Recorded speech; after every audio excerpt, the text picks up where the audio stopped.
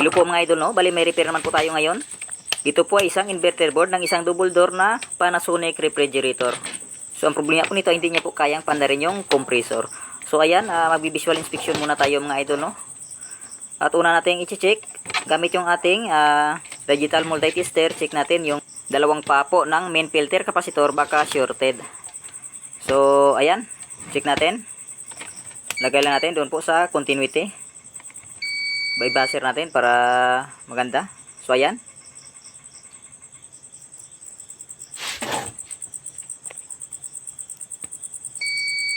So binaliktad natin, ayan, walang shorted. So wala dito yung problema po mga idol, no? At ayan mga idol, may napansin ako, ito isang diode. Ayan, sunog. So baka yan lang po yung problema, kaya hindi po umandar po yung inverter board po na ito. So gawin natin mga idol, tanggalin natin yan at papalitan natin ang diode. Hanap lang po tayo ng diode na kasing laki po nito, kasi yung number ay nawawala na kasi sunog. So kapag ganito na may sunog na parts, baka mayroon pa ibang shorted, kaya mag-check muna tayo dito po sa papo ng mga filter capacitor kung mayroon po bang ibang shorted. So ayan, dito sa capacitor po nito na nag-produce po ng 16 volts, check natin kung mayroon po bang shorted. So ayan, wala. So good po. Ayan, baser natin. Ayan, wala talaga. So doon naman po tayo. Sunod po natin i-check yung capacitor po na nagpo-produce po, na nag-filter po ng 5 volts. Kung mayroon po bang shorted. Ayan, dito. Check natin. So ayan, good, walang shorted. Dito po, malapit po sa ating switching IC, may isang capacitor dito. Ayan, check natin. Good. So wala.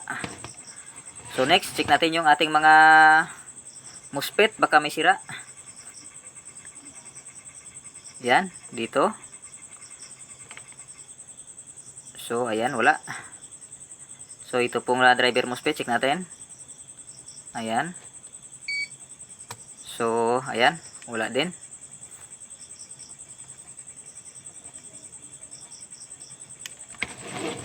So next, check natin yung ating bridge rectifier diode doon po sa primary, kung may shorted.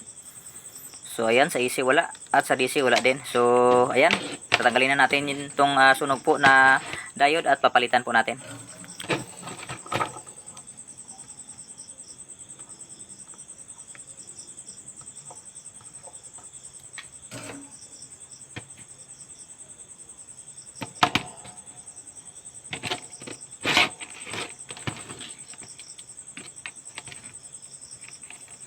So check muna natin kung saan po ba yung anode at saka cathode ng diode po na ito mga idol, no, para hindi tayo magkamali.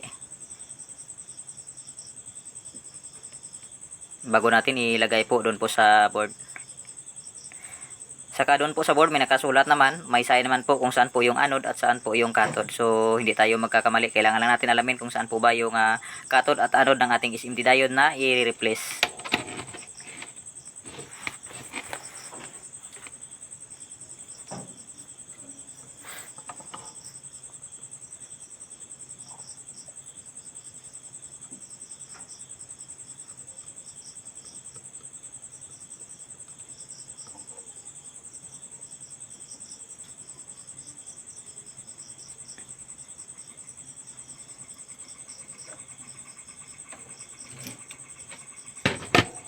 Yan, nakabit na po natin. So, try na po natin na ipa-plug in po kung magkakaroon na po ba ito ng power at wala bang uusok. So,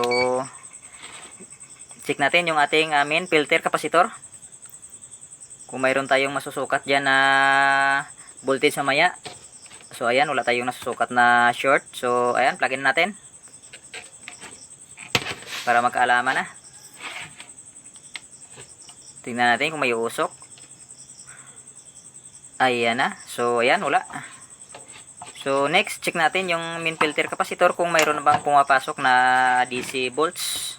So, ito, gamit yung ating digital multi-tester. So, set natin sa DC. Check natin yung main filter capacitor.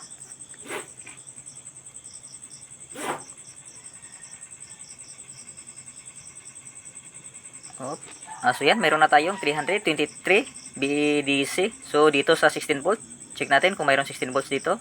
So, ayan, mayroon na 16.6 volts. Next, check natin yung 5 volts supply sa ating IC.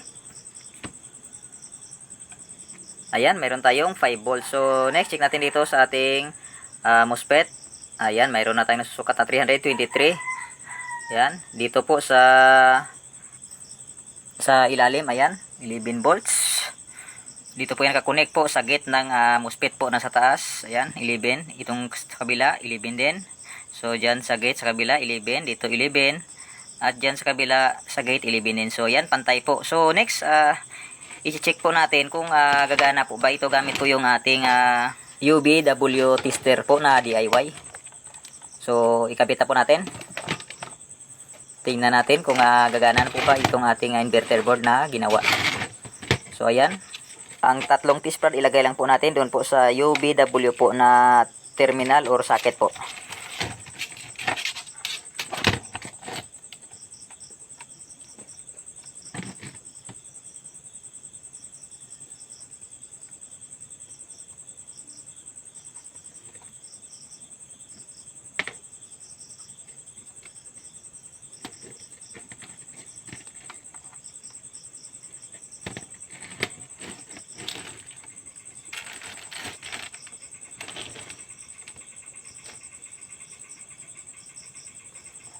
So yan, i-connect na po natin. So next na gagawin po natin, maglagay na lang po tayo ng sensor po.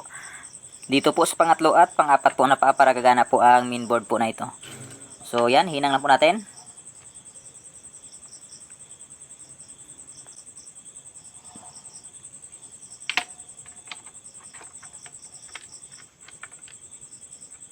At ang value po pala mga idol, ang sensor na ginamit po natin ay 5K.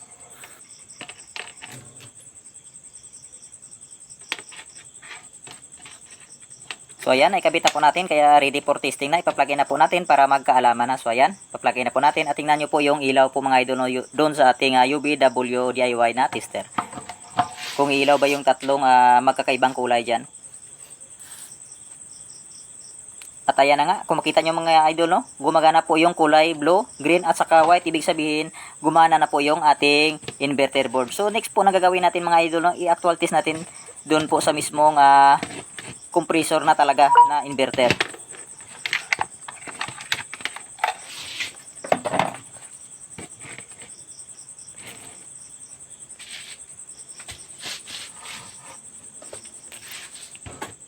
At ito na yung gagamitin natin na pang test try po natin kung kaya niya pa po itong patakbuhin ang compressor po na ito mga idol. No? So yan, higpitan lang po natin yung paglagay po ng socket.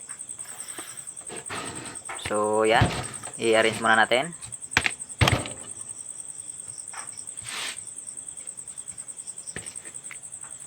So next, plug in na po natin mga idol, no, para magkaalaman na. Try natin kung kaya niya po bang pandarin po yung inverter na compressor po na ito.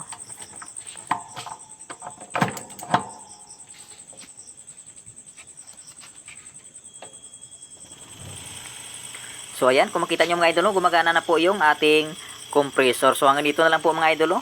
Maraming salamat sa panonood. Kung hindi ka pa pala nakafollow, baka naman paki-like, sharing, comment na din. Paalam!